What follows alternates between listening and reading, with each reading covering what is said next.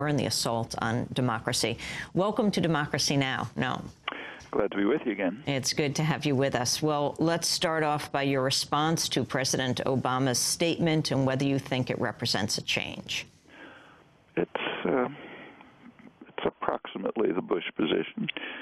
He began by saying that Israel, like any democracy, has a right to defend itself.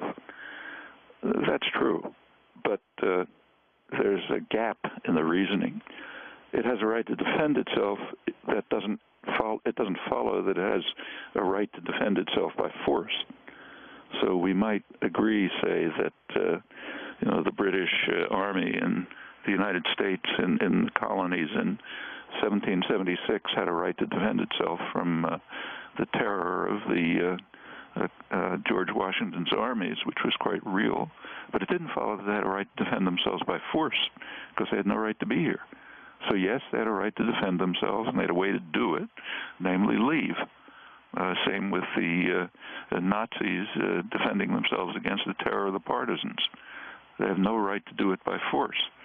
In the case of Israel, it's exactly the same. They have a right to defend themselves, and they can easily do it.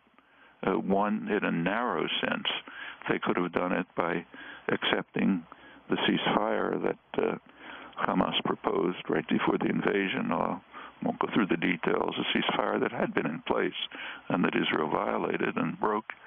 But in a broader sense, and this is a crucial omission in everything Obama said, and if you know who his advisors is, you understand why, Israel can defend itself by stopping its crimes. Gaza and the West Bank are a unit. Israel, with U.S. backing, is carrying out constant crimes, not only in Gaza, but also in the West Bank, where it is moving systematically with U.S. support to take over the parts of the West Bank that it wants, and to leave Palestinians isolated in unviable cantons, Bantustans, as Sharon called them. Well, stop those crimes, and resistance to them will stop.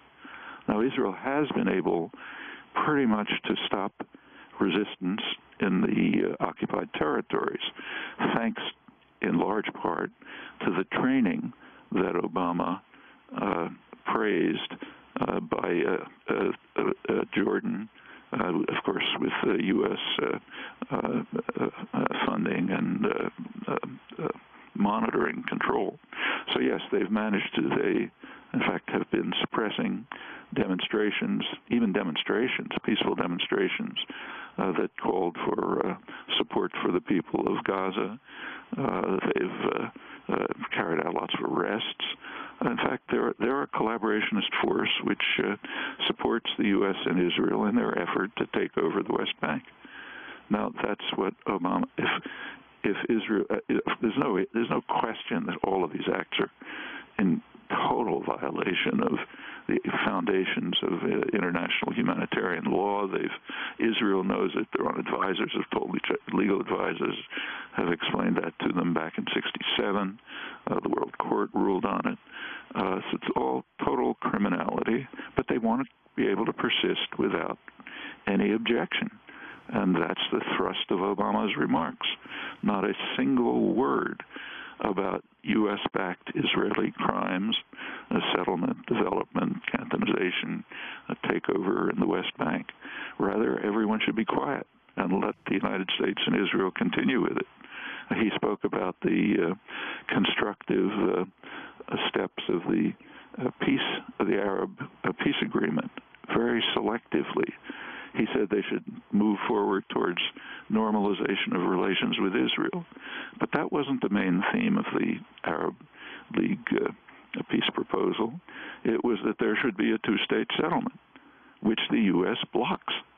I mean, he said some words about a two-state settlement, but not where or when or how or anything else. He said nothing about the core of the problem, the U.S.-backed criminal activities, both in Gaza, which they attack at will, and crucially in the West Bank. That's the core of the problem. And you can understand it when you look at his advisors. So, say, Dennis Ross wrote an 800-page book about in which he blamed Arafat for everything that's happening, barely mentions the word settlement, which was increasing steadily during the period when he was Clinton's advisor. In fact, peaked a sharp increase in Clinton's last year. Not a word about it. So the thrust of his remarks, Obama's remarks, is that Israel has a right to defend itself by force, even though it has peaceful means to defend itself. That the